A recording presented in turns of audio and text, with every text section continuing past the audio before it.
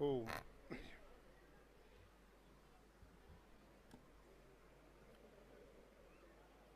अंतर्राष्ट्रीय जाट संसद बेंगलुरु में आयोजित प्रवासी जाट अधिवेशन में उपस्थित हमारे केंद्रीय राज्य मंत्री आदरणीय डॉक्टर संजीव बाल्यान जी,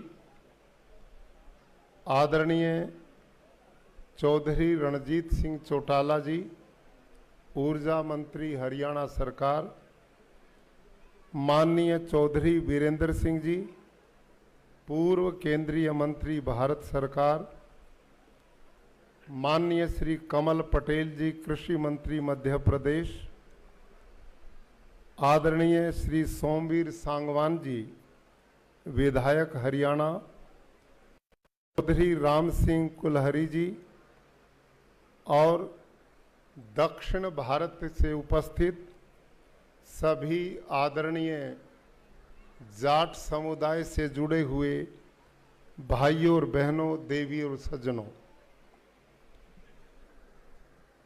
सबसे पहले मैं अपने इन दोनों युवाओं एसपी कलवानिया और राम अवतार पलसानिया, ऐसे दोनों युवा जो जाट समाज का गौरव हैं, इस समाज की प्रतिष्ठा हैं और इस समाज का सम्मान है। भाइयों और बहनों,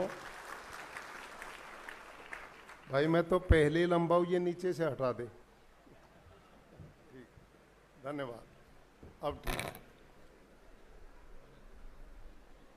किसी भी कौम के लिए ऐसे संकेत बड़े सौभाग्य की बात होते हैं कि इतना बड़ा जाट समाज, जिसका इतना गौरवशाली इतिहास, जिसके पुरखाओं ने समय समय पर कौम के लिए, समाज के लिए, देश के लिए अपने शरीर की बोटी बोटी कटवाने में भी सौभाग्य समझा हो, ऐसी कौम जो महान बुद्धिमान और महान शक्तिशाली हो, ऐसी कौम जिसका विदेशियों ने और भारतीय लेखकों ने अपने संस्मरण में उल्लेख किया हो, इतनी बहादुर कौम का नेतृत्व एक प्रकार से शून्यहीन हो गया। हम ऐसी अवस्था में पहुंच गए कि हम आज की तरह इकट्ठा भी नहीं हो पाते थे। इससे बड़ा सौभाग्य नहीं हो सकता कि हमारे इन दोनों युवा बहादुर जवानों ने इस भरी जवानी में नफासत, नजाकत को ठोकर मारकर कठोरता और संघर्ष का जीवन अपनाते हुए आप और मैं जैसे अपने बाल बच्चों के बीच में रहकर जीवन यापन कर रहे हैं, ये भी ऐसा ही कर सकते थे, लेकिन इनका पूरे साल का 80% समय इस कौम को पुनः एकत्रित करने में लग रहा है। इसके लिए इन दोनों युवाओं को मैं पूरे जाट समुदाय की ओर से बहुत बहुत बधाई और साधुवाद देता हूं। भाइयों और बहनों, आज हमें गर्व है, ये जितने भी चित्र आपने चारों तरफ दिखाई दे रहे हैं, ये हमारे भारतीय जाट समुदाय के गौरव हैं। ये हमारे इतिहास के प्रणेता हैं। इन्होंने हमें छाती तानकर जीना सिखाने का पाठ दिया है। इन सब ने जिन रास्ते को अपनाकर देश की, समाज की, संस्कृति की रक्षा की है, अब अंगड़ाई लेकर पुनः हमने उस दिशा में आगे बढ़ना है। मैं मंच पर आज हमारे जितने ये महापुरुष बैठे हैं, इनको मैं बहुत नज़दीक से जानता हूं और आप मेरे से भी जानते होंगे। इनमें दो ऐसे घरानों के लोग हैं जिनके बुजुर्गों ने इतिहास बनाया है। चौधरी छोटू राम ऐसा महामानव जिसने केवल जाट समुदाय में नहीं अपितु जिसने दीनहीन पिछड़े ऐसे मेहनती वर्ग को, जिसको हमेशा उसके अन्न धन का तो उपयोग किया लेकिन उसको आगे नहीं बढ़ने दिया, ऐसे गरीब समुदाय के समाज को पैरों पर खड़ा करने का काम किसी ने किया तो वो चौधरी छोटू राम ने किया। उसके बाद हरियाणा की धरती पर स्वर्गीय चौधरी देवीलाल, जिन्होंने आम जनता के बीच में अपने व्यवहार से, बोलचाल से, अपने जीवन से लोगों के दिलों में जगह बनाई और हरियाणा में मुख्यमंत्री और भारत में उप प्रधानमंत्री के गौरवशाली पद को प्राप्त किया। ये हम सब के लिए गर्व की बात है। और आज उन्हीं दोनों परिवारों से जुड़े हुए चौधरी रणजीत सिंह जी के विचारों को आपने सुना है, चौधरी वीरेंद्र सिंह के विचार को आपने सुना है। ये वो पुरानी परंपरा से जुड़े हुए लोग हैं जो हमारी जाट जाति के लिए भविष्य के निर्माण की दिशा में काम आगे बढ़ा रहे हैं। आज के इस कार्यक्रम में मेरे आने का जो सौभाग्य मैं अनुभव कर रहा हूं, उसमें चौधरी रणजीत सिंह जी का भी बड़ा सहयोग रहा। मैं अनुभव कर रहा हूं डॉक्टर संजीव बालियान जी एक ऐसे युवा जाट नेता हैं जो संघर्षशील हैं, बहुत मेहनत करते हैं और जिनकी बोल चाल व्यवहार अपने आप लोगों के दिलों में जगह बना लेता है। उत्तर प्रदेश में कई इस प्रकार के आंदोलन चले जिसमें इस जाट जाति के गौरव को बचाने में, इसकी अस्मिता और सम्मान को बचाने में आदरणीय डॉक्टर संजीव बालियान का बहुत बड़ा योगदान रहा है। भाई और बहनों, मैं एक दो चर्चा आपके बीच में जरूर करना चाहूंगा।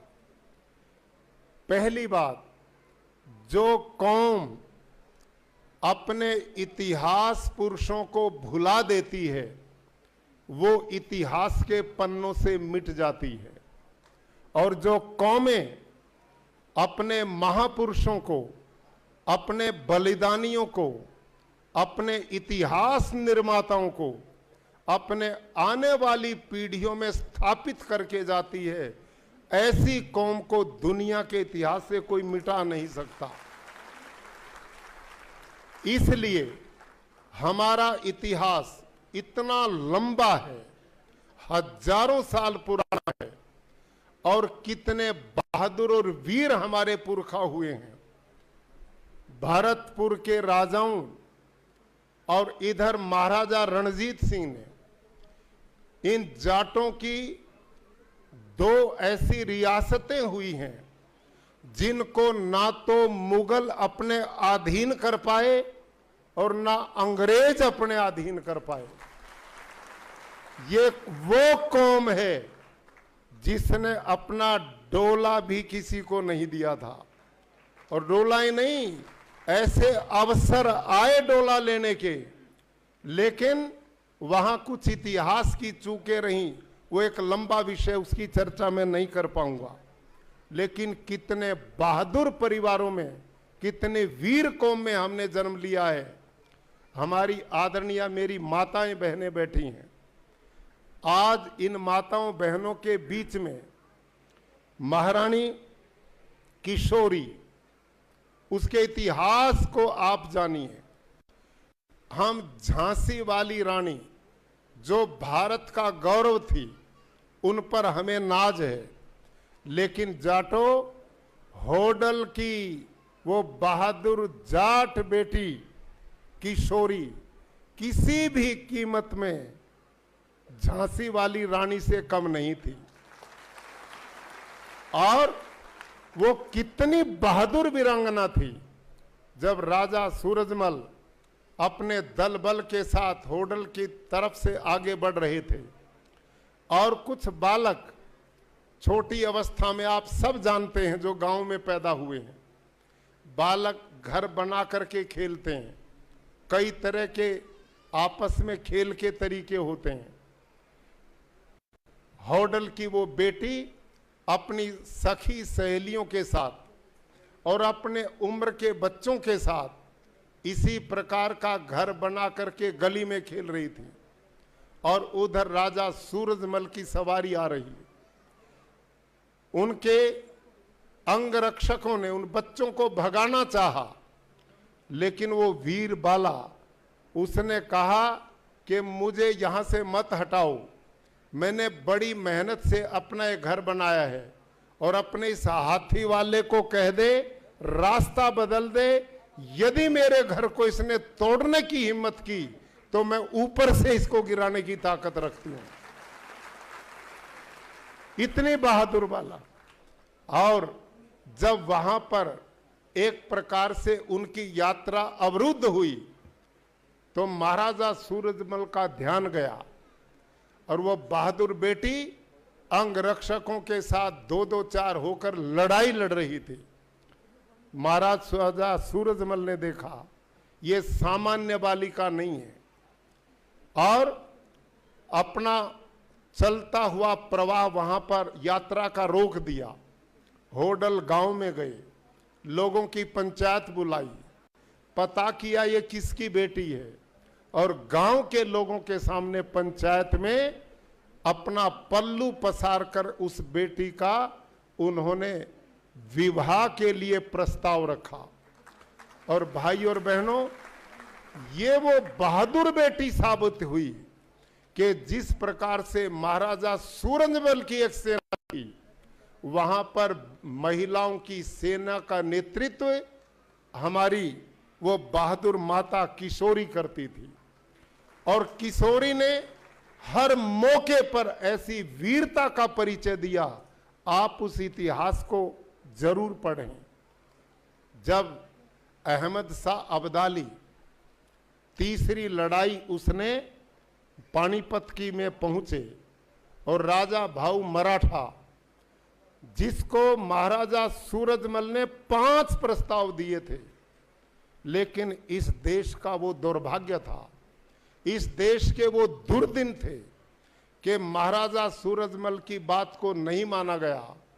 अन्यथा भारत उसी समय मुसलमानों के आग से मुक्त हो गया होता। और महाराजा सूरजमल ने एक प्रस्ताव दिया था राजा भाऊ को कि देखो, ये युद्ध का मैदान है, ये खेल का मैदान नहीं है। तुम महाराष्ट्र से चल करके महिलाओं को साथ ले रहे हो, दूध मुहे बच्चों को साथ ले रहे हो। हम युद्ध के मैदान में आए हैं, आप इन महिला और बच्चों को यहां मत लाओ, ये उचित नहीं रहेगा।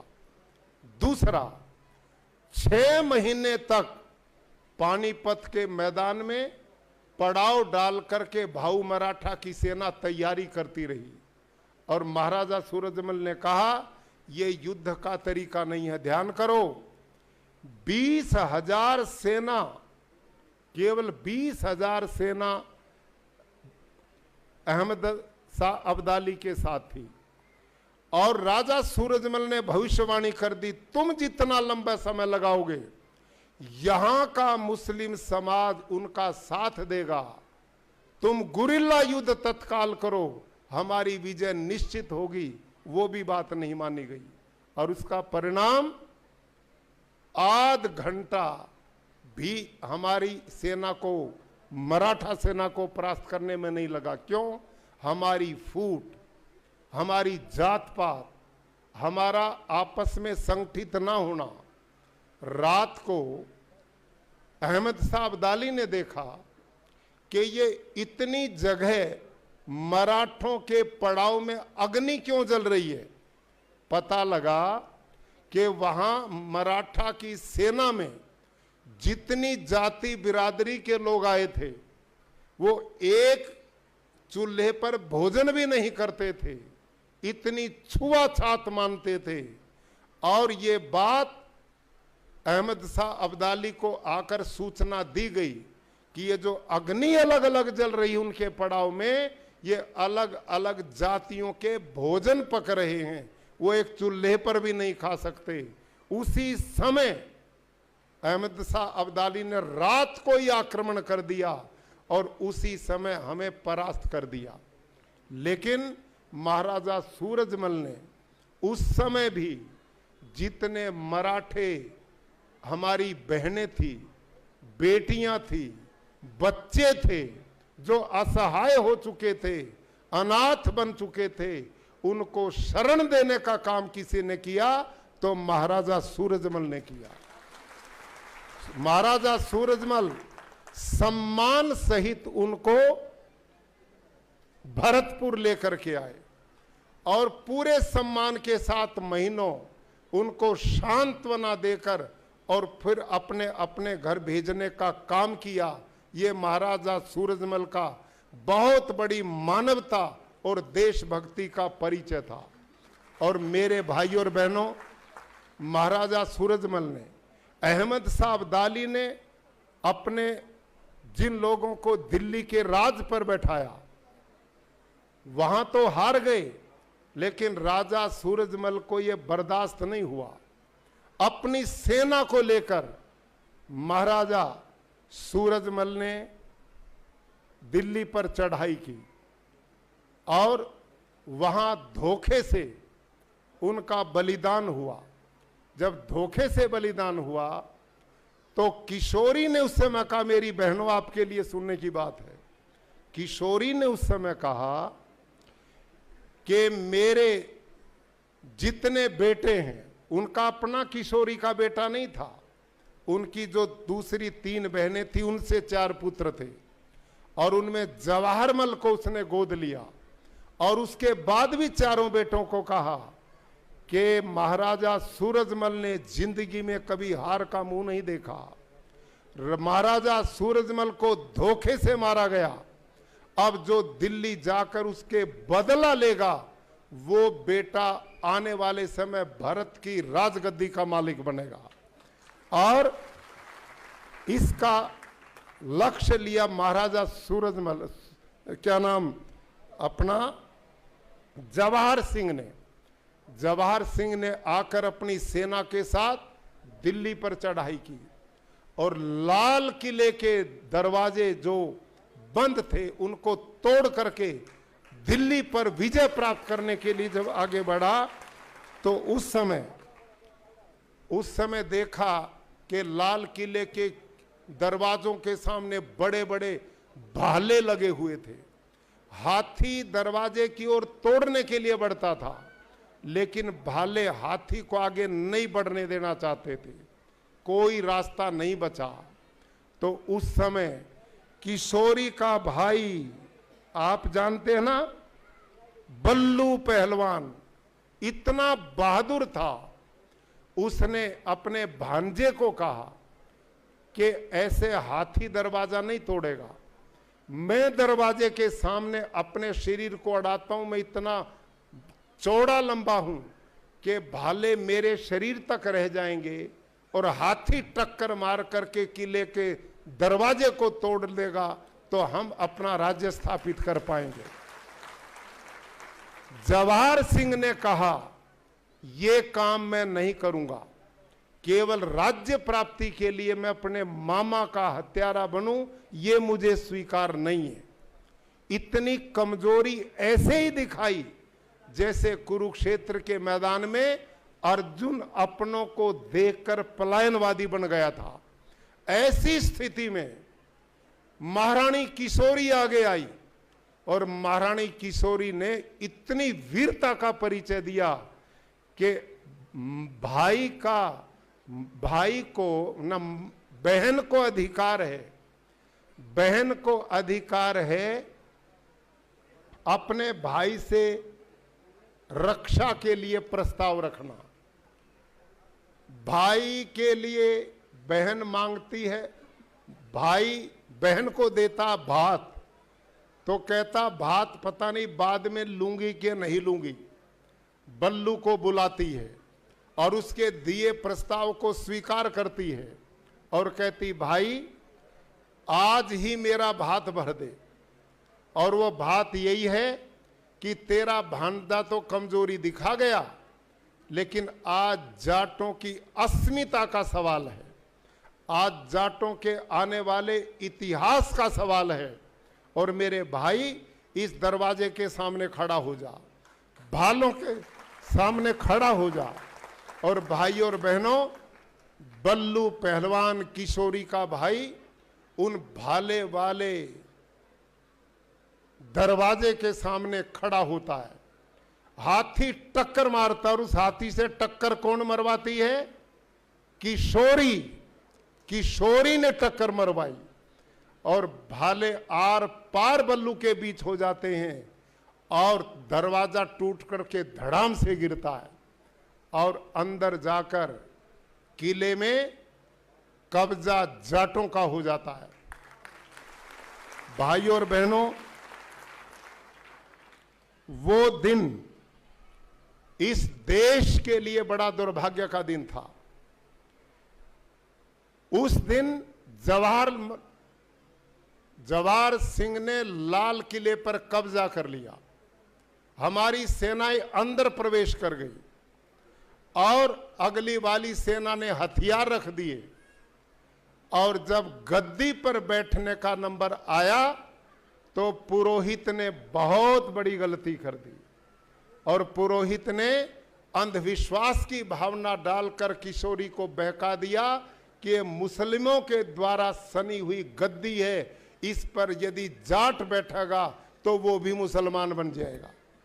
और उस दिन यदि गद्दी पर जवाहर सिंह बैठ जाता तो आने वाला इतिहास जाटों का होता और भारत से मुस्लिम सल्तनत सदा के लिए खत्म हो जाती।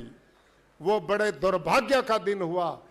जीती हुई उस गद्दी को हमने छोड़ना पड़ा, लेकिन जाटों ने चारों तरफ दिल्ली को घेरकर वहां अपने राज्य की स्थापना की और उसी का परिणाम है कि जाट समुदाय दिल्ली के चारों तरफ जो बसा हुआ है, ये दिल्ली भी बसाने वाले यही बहादुर रहे हैं और इन्होंने ये काम किया था। और उस समय हम कितने सही अर्थों में विजयी थे। उस समय का जो शासक था उसने अपनी बेटी का डोला जवाहर सिंह को दिया, लेकिन फिर पुरोहित ने कहा ये मुस्लिम लड़की है, इसके साथ विवाह करेंगे तो हम इसे मुसलमान घोषित करेंगे। जवाहर सिंह ने वो डोला उसको नहीं दिया गया, लेकिन जो तोपची था समरू, यूनान का रहने वाला, उस मुस्लिम शासक की बेटी का डोला समरू को दिया गया। ये हमारी वीरता की पहचान रही है, ये हमारा गौरव है।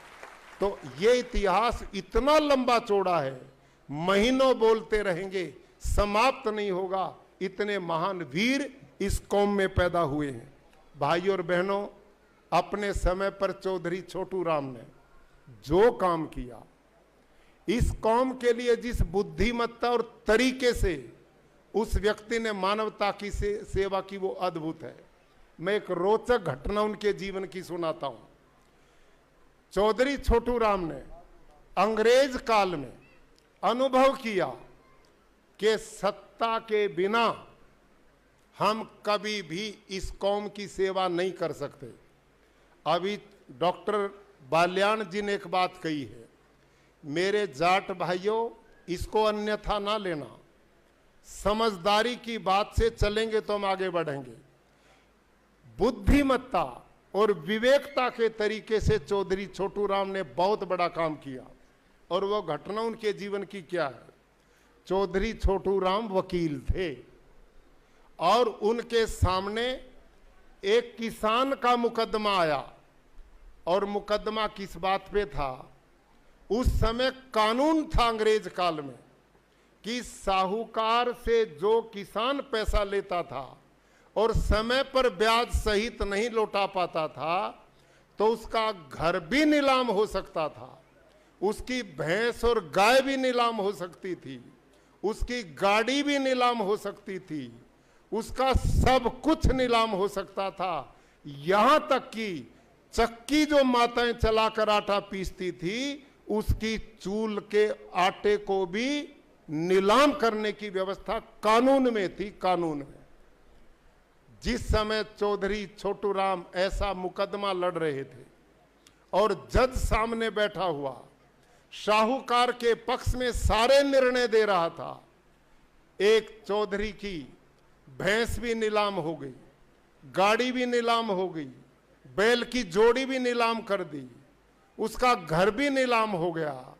अरे जिस समय बारी आई चक्की की चूल के आटे की, साहूकार ने कहा यह भी मुझे चाहिए।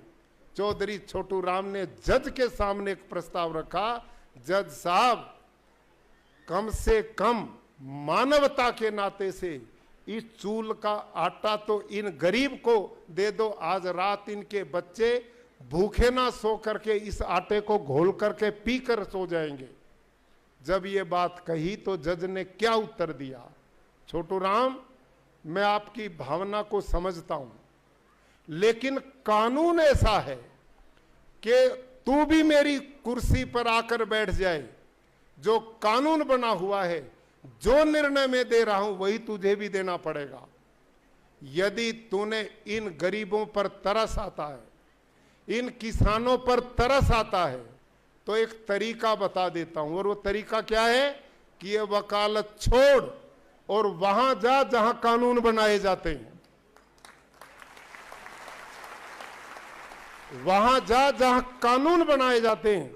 और उस दिन से चौधरी छोटू राम ने समझा कि इस वकालत से काम नहीं चलेगा, सत्ता में जाना पड़ेगा जहां कानून बनाए जाते हैं।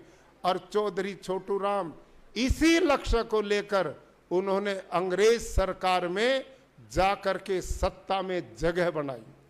और कमजोरी से नहीं बनाई, कमजोरी से नहीं बनाई, सूझबूझ विवेक से बनाई।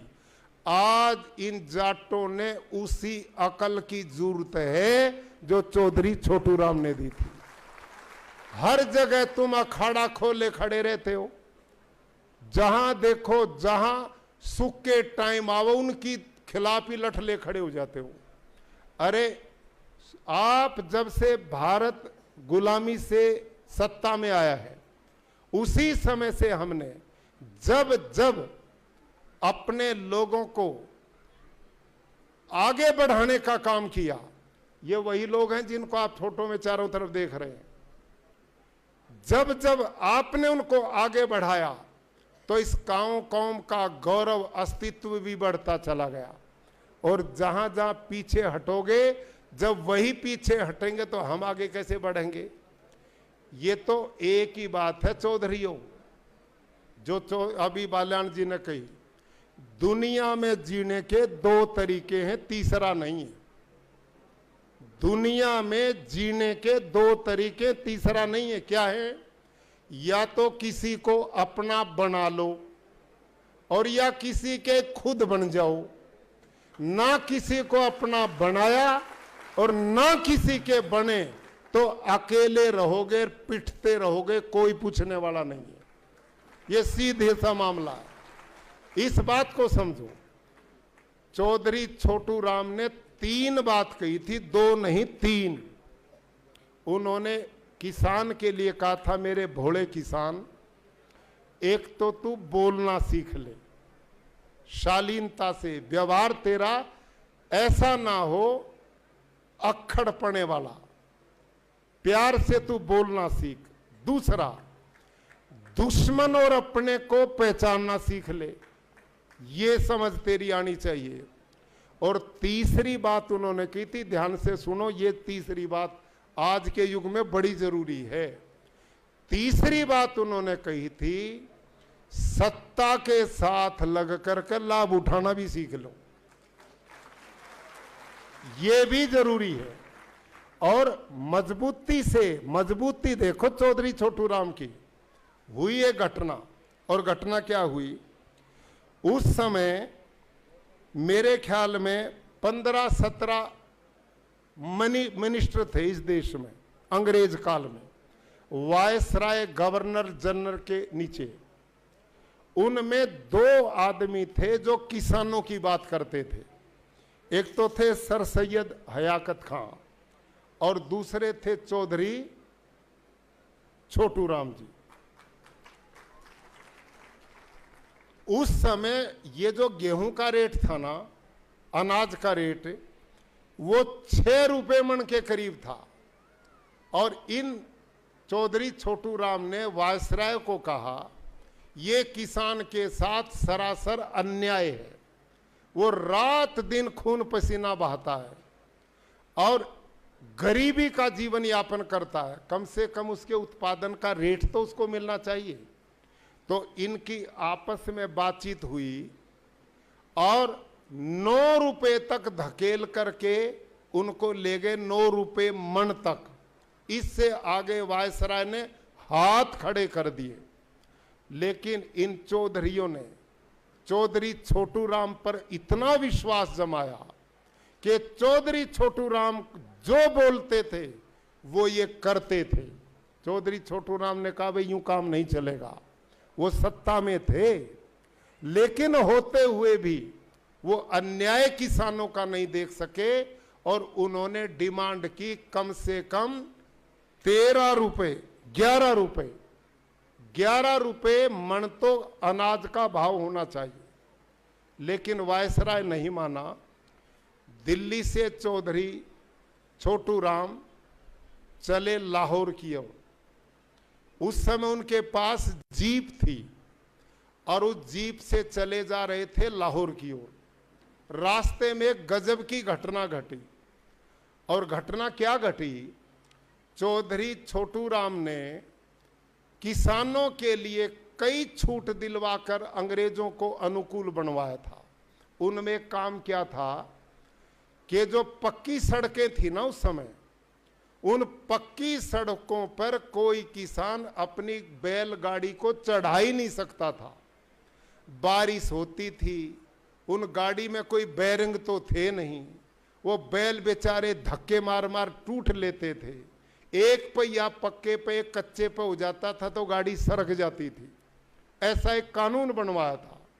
तो चौधरी छोटू राम दिल्ली से चले बड़े गुस्से में, और किस में, किसानों की रास्ते में बैठक करते जा रहे थे कि भाई किसानों, जब मैं कहूं एकदम अपनी खड़ी फसल में आग लगानी है तुमने, ये बोलते जा रहे थे।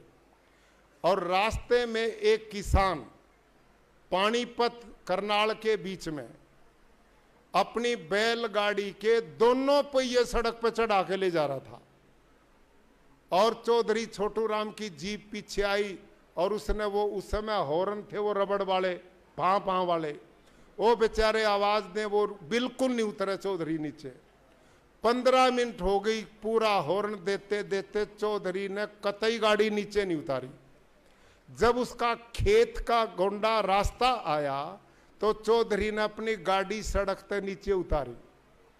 चौधरी छोटू राम गाड़ी आगे बढ़ाकर रोक ली अपनी जीप और बोला, भाई चौधरी इधर सुनिए। आ गया चौधरी गाड़ी वाला। तो चौधरी छोटू राम ने उस जाट को कहा, ध्यान से सुनियो भाई।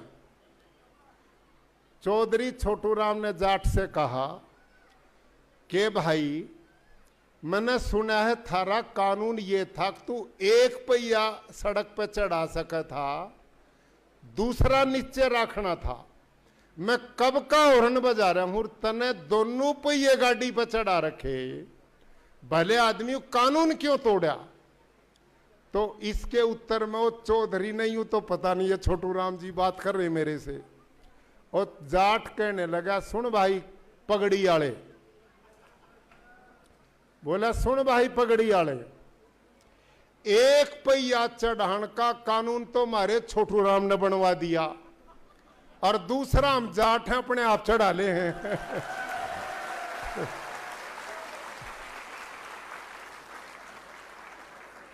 तो चौधरी छोटू राम ने उसकी कमर थपथपाई, बलियारा मैं न्यू ही चाहूं कि तुम्हारे में इतना स्वाभिमान पैदा हो जाए कि तुम अपना रास्ता खुद बना लो। ये सोच चौधरी छोटू राम ने उस समय किसान को दी। भाई और बहनों, अंत में मैं एक निवेदन करके अपनी बात समाप्त करता हूं। अनेक ऐसे विदेशी और भारतीय इतिहासकार हुए हैं जिन्होंने जाटों पर अपने संस्मरण लिखे हैं, और उनमें इतने मजबूत संस्मरण शायद किसी कौम के नहीं है। उन्होंने उनमें क्या लिखा ध्यान करो। जाट सदाचारी है, जाट धर्मात्मा है, जाट जितेंद्रिय है, जाट परोपकारी है, जाट बुद्धिमान है, जाट महावीर है, पर जाट आपस में इकट्ठा नहीं रह सकता, ये इसके विनाश का कारण है। समझ में आई बात आपकी? कई इतिहासकारों ने लिखा है यदि ये जाट इकट्ठा होना सीख ले, इसमें एकता का भाव आ जाए, एक दूसरे का सम्मान कर आगे बढ़ाने की भावना आ जाए, तो ये जाट सारी दुनिया पर राज कर सकता, सारी दुनिया पर। ये बात लिखी उन लोगों ने। और सुनो, धार्मिक रूप से देश में दुनिया भर के महापुरुष हुए हैं, लेकिन उस महापुरुष में गुजरात की धरती से एक महापुरुष उत्तर भारत में आया जिसका नाम स्वामी दयानंद सरस्वती था। स्वामी दयानंद सरस्वती बहुत प्रोग्रेसिव, बहुत वैज्ञानिक, और उसने धार्मिक रूप से भारत को गुलामी की जंजीरों से मुक्त करने का काम किया, आजादी के लिए महान स्वतंत्रता सेनानियों को पैदा किया, और महान वैज्ञानिक दृष्टिकोण धार्मिक उसका था। वो महापुरुष अपने अमर ग्रंथ सत्यार्थ प्रकाश में उसने देश और दुनिया की किसी कौम की बात नहीं की, व्यक्तिगत जातिवाद तक बात नहीं की। उसने बात करी तो केवल जाट जी की बात करी, और उसमें वो क्या लिखते हैं कि ऐसे ऐसे जाट जी हो जाएं तो धरती पर अन्याय, अंधविश्वास, पाखंड बचे ही को नहीं, और इनके बीच में वो रहे। पश्चिमी उत्तर प्रदेश में, पूरे हरियाणा में, राजस्थान के एक हिस्से में, आप याद करो मेरी बात को। ये आदरणीय चौधरी अपना वीरेंद्र सिंह जी बैठे हैं, आदरणीय चौधरी रणजीत सिंह जी बैठे हैं, और हमारे भाई डॉक्टर बाल्याण जी बैठे हैं। इन सब की बैकग्राउंड उसी विचारधारा के महापुरुषों से आई है। ये जितने चित्र लग रहे हैं, मैं बैठा देख रहा था, ये बंसीलाल जी, ये चौधरी साहब सिंह जी, आगे चौधरी चरण सिंह जी, ये जितने भी उस समय के हमारे नेता रहे, और चौधरी छोटू राम जी, और ये अपना भूपेंद्र हुड्डा जो मुख्यमंत्री रहे, उनके दादा चौधरी मातूराम जी, ये सारे के सारे आर्य समाज और स्वामी दयानंद से गहराई से जुड़े हुए लोग थे। और उसका परिणाम क्या हुआ, हमारे जाटों में उस समय जो लोग धार्मिक रूप से उधर जुड़े, उन परिवारों में शिक्षा ने जगह बनाई, और जब शिक्षा आई, संस्कार आए, तो वो परिवार जाट समाज में सबसे ऊंचाइयों पर गए। तो साहब, है कि नहीं ये बात? ये बात मैंने पूर्ण रूप से देखा है। और ये बात मैं क्यों कहना चाह रहा हूं, मंच से बहुत अच्छी बातें आपको सब नेताओं ने बताई। इस समय कौम को संगठित करना, आर्थिक रूप से समृद्ध करना बहुत जरूरी है, लेकिन इन दोनों चीजों का आधार एक ही चीज बनेगी, इसे ध्यान से सुन लो आप, वो है अच्छे संस्कार और अच्छे विचार। आने वाली पीढ़ियां जिस कौम की इस प्रकार की होती, वो कौम आगे बढ़ने से नहीं रुक सकती। आज आर्थिक रूप से मैं बधाई देता हूं यहां जितने भी मेरे भाई बहन बैठे हैं, आप वो लोग हैं इस कौम में, आप वो लोग हैं इस कौम में जिनके बुजुर्गों ने, जिनके बड़ों ने आपको दुनिया को अपना बनाना सिखाया, और आप अपने अपने गांव और प्रदेश को छोड़कर आगे बढ़ने की भावना से आपने विदेश और पूरे देश में अपनी जगह बनाई। इसके लिए मैं आपके बुजुर्गों को भी धन्यवाद करता हूं और आपको भी बधाई देता हूं। आप इस कौम के लिए वो आदर्श लोग हैं। यदि बाकी हमारे लोग आपसे प्रेरणा लें कि आगे कैसे बढ़ा जाता है, घर परिवारों को आगे उन्नति कैसे की जाती है, वो काम आप लोगों ने कर दिखाया है। आप इस समय दक्षिण भारत के हर प्रांत में वहाँ की भाषा पर आपने काबू पाया, वहाँ की संस्कृति को आपने अपनाया, लोगों के दिलों में आपने जगह बनाई और अपने व्यापार बिजनेस को उन्नत किया। यही जीने का तरीका है, यही जीने का तरीका है।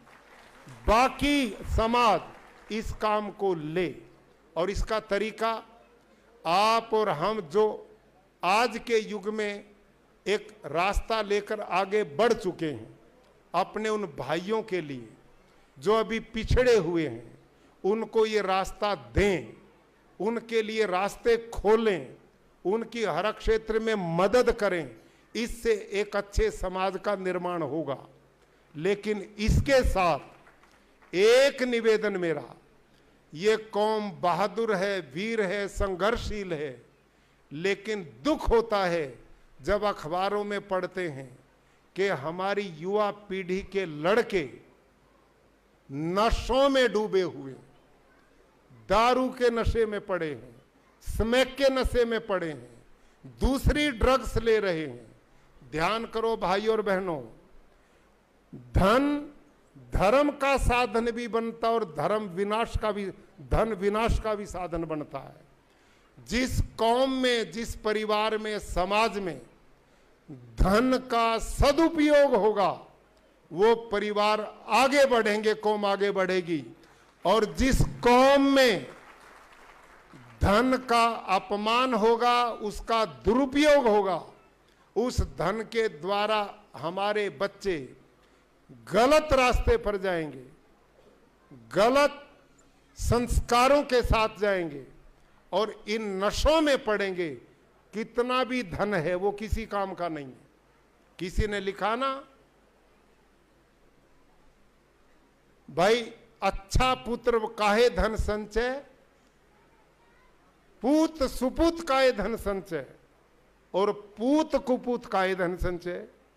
यदि आप लोगों ने और हमने अपनी संतानों को संस्कारवान, विचारवान, बुद्धिमान बना लिया, तो धन नहीं कमाओगे तो वो अपने आप कमा लेंगे।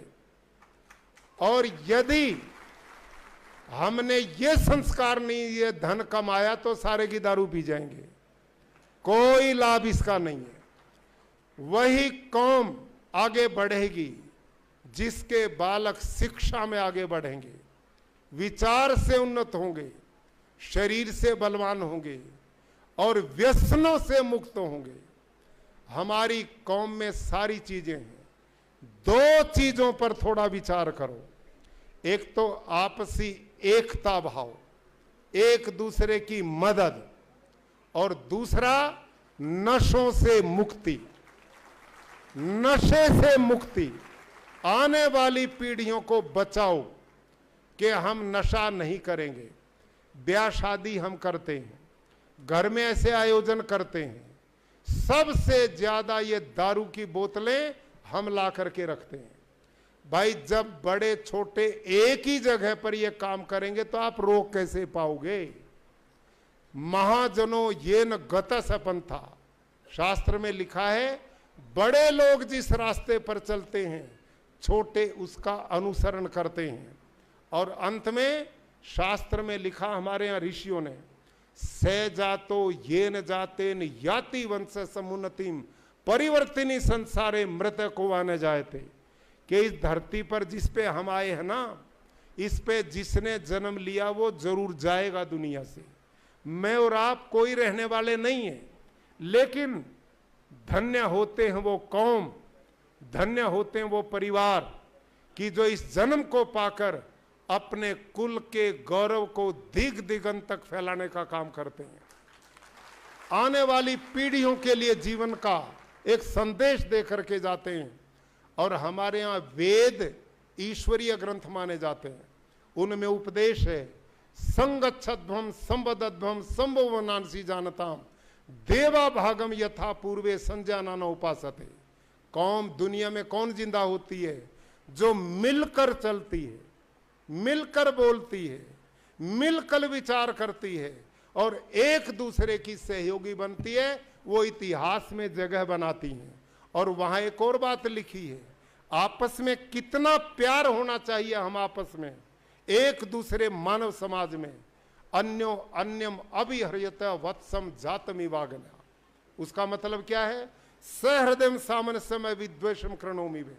जिस दिन ये कौम इस विचार को ले लेगी, इसको आगे बढ़ने से कोई रोक नहीं सकता। और विचार क्या है कि तुम्हारे हृदय आपस में ऐसे मिले हों, तुम एक दूसरे से इतना प्यार करो, एक दूसरे को आपस में आगे बढ़ाओ, एक दूसरे से नफरत मत करो, एक दूसरे को स्नेह और प्यार इतना दो जैसे नई ब्याई हुई गाय, ध्यान करो, जैसे नई ब्याई हुई गाय अपने बच्चे के ऊपर लिपटे मल को चाटकर प्रसव वेदना भूल जाती है, जैसे गाय अपने बच्चे से प्यार करती है, नवजात बच्चे से, ऐसा प्रेम जिस कौम में होगा वो आगे बढ़ेगी।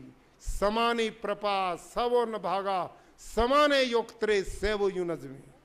मतलब जैसे रथ के नाभि स्थल पर कमानियां होती, कमानियां, और उस रथ पर जब वजन होता है तो कैसे उठता है? ऊपर वाली कमानी पर वजन पड़ता है तो नीचे वाली सहारा बनती है, ऊपर 2 पर वजन पड़ता तो तीसरी सहारा बनती है, और 3 पर वजन पड़ता तो चौथी सहारा बनती है।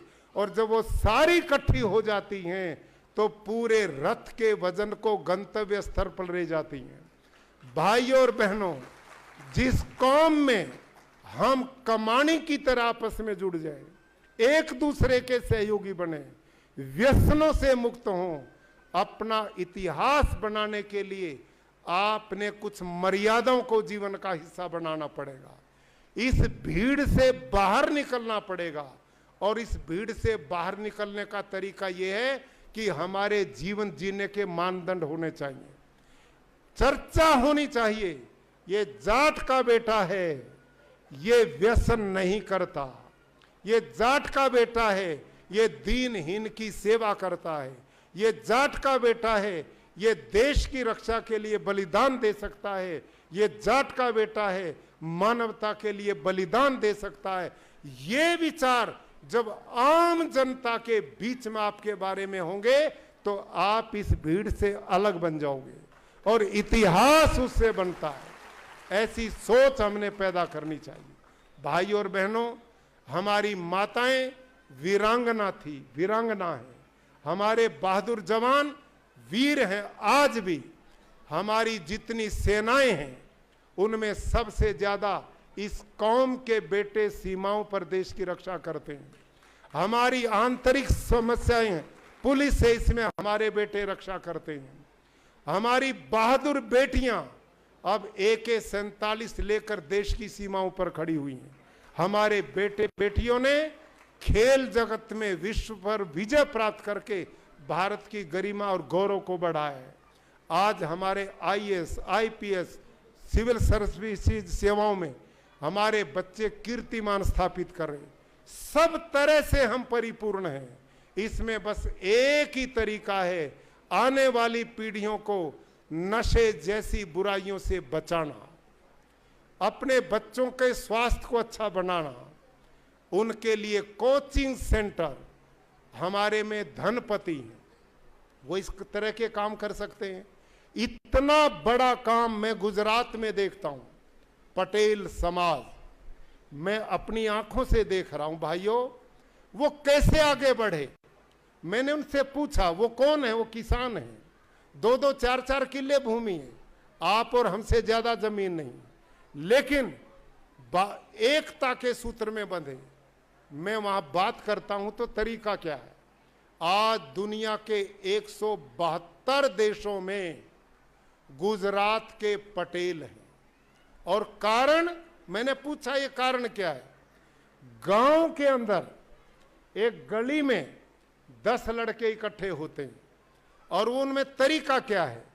उनमें जो ज्यादा पढ़ा लिखा है वो उसकी आर्थिक मदद करते हैं और उसको विदेश भेज देते हैं।